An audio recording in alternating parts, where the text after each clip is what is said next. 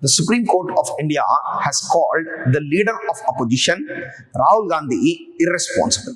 In fact, the reason for calling him irresponsible is because of a speech which was given by him during the Bharat Jodo Yatra in 2022 in the state of Maharashtra.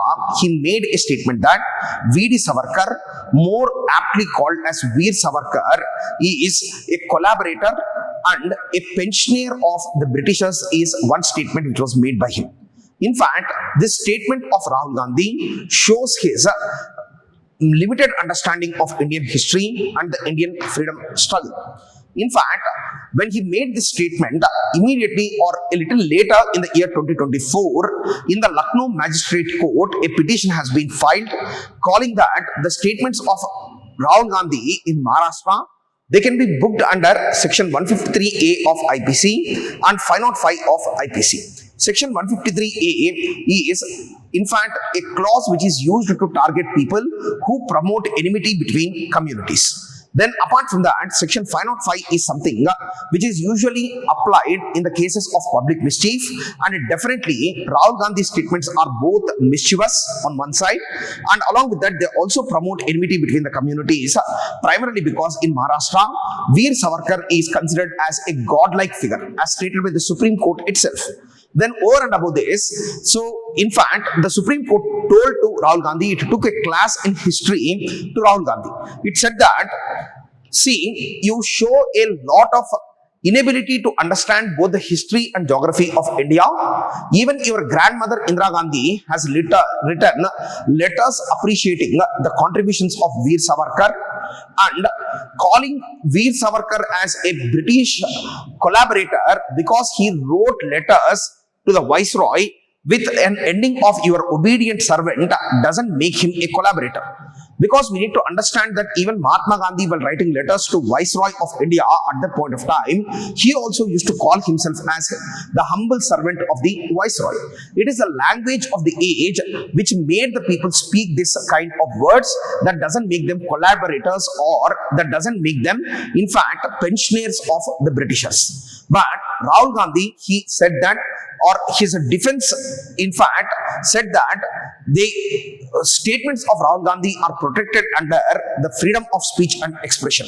Because of which reason, the Supreme Court said that it is going to issue a stay on the magistrate court's summons on Rahul Gandhi, but at the same time, it said that he should not ever repeat this similar kind of irresponsible statements against prominent freedom fighters. As we all know well, Veer Savarkar is one of the most prominent freedom fighters of India. Initially, he was part of revolutionary terrorism, and as part of revolutionary terrorism, he established organizations like Mitra Mela, Abhinav Bharat, and conducted, or he was part of the Nasik conspiracy, which led to the assassination of the district collector of Nasik by the name of Jackson. Then after participating in this assassination, he left India and went to London. There he joined in an association called Free India Society, established by Shyamji Krishna Varman. And one of the members of this association, Free India Society, Madan Lal Dhingra, when he assassinated Karjan Wiley, a British colonial officer, immediately there was a crackdown on Free India Society in which Veer Savarkar was also arrested. And during his stay in London, he also has written a book called The First War of Indian Independence on the freedom struggle of India in 1857. Then over and above that, when he was captured, he was in fact charged for sedition, and he was transported from London to India, and in India, in the Nasik prison or the Nasik conspiracy case, he was given a penalty of double life imprisonment, which usually extended to 50 years. And of these 50 years, he served nearly 12 years in the Andaman and Nicobar cellular prison. Later, he was shifted to Ratnagiri jail, where he spent nearly 15 years, and he served a term of nearly 27 years. He was in different kinds of imprisonment.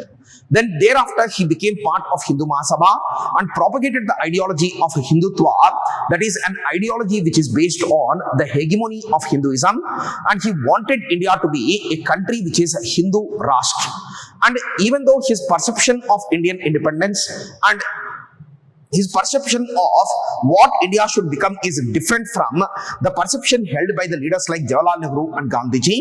Definitely, he is also one of the brightest sons of the Indian soil, and his contributions are immeasurable, and he should not have made this kind of statements. It is highly inconsiderate of him, and it is also historically inaccurate is what has been stated by the Supreme Court of India.